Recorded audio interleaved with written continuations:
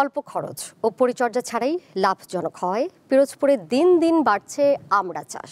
মৌসুমে এই ফলের চাহিদা বেশি এবং বাজার দরও ভালো থাকায় জেলায় প্রতি বছর বাড়ছে সুস্বাদু এই ফলের চাষাবাদ। নদীবেষ্টিত পিরোজপুরের পানি মিষ্টি ও মাটি উর্বর হওয়ায় এখানে উৎপাদিত হয় সুস্বাদু আমড়া।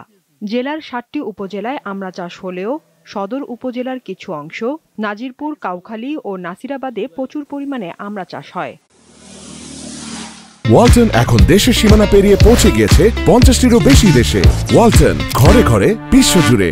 দীর্ঘ ২০ বছর ধরে পিরোজপুরে আমড়া চাষ হলেও ১০ থেকে ১২ বছর ধরে বাণিজ্যিকভাবে চাষ হচ্ছে সুস্বাদু ক্যারোটিন সমৃদ্ধ এই ফল। বর্তমানে জমি ছাড়াও রাস্তার দুই পাশে আমড়া চাষ করে লাভবান হচ্ছেন চাষিরা। আমড়াগুলো মিষ্টি আছে, খুবই ভালো। আমড়া গাছের বেশি উপকারিতা হলো যে এটার কোনো ধরনের খরচ নেই।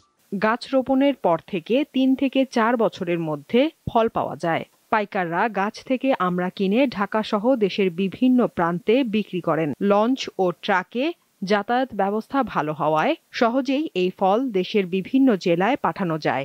আমরা ক্রয় করে আমরা স্বরূপকাঠি নিয়ে বিক্রি করি, তো ওখান থেকে আড়তদার আছে, তারা ঢাকা পাঠায়, অন্যান্য জায়গায় পাঠায়। আমরা বাড়ি ৪৫ কেজিতে মন বিক্রি করি ৭০০, ৮০০, ৯০০।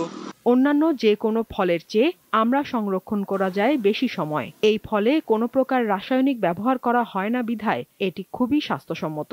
যেসব জায়গায় খোলা পড়ে আছে, বিশেষ করে রাস্তার পাশ, সেগুলোকে ফলদ বৃক্ষ দিয়ে ভরে দেওয়ার জন্য সেক্ষেত্রে আমরা টার্গেট করেছি।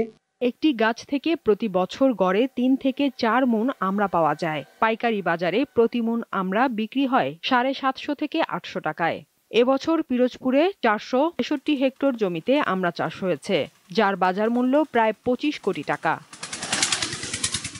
দীপ্ত, বার্তা কক্ষ।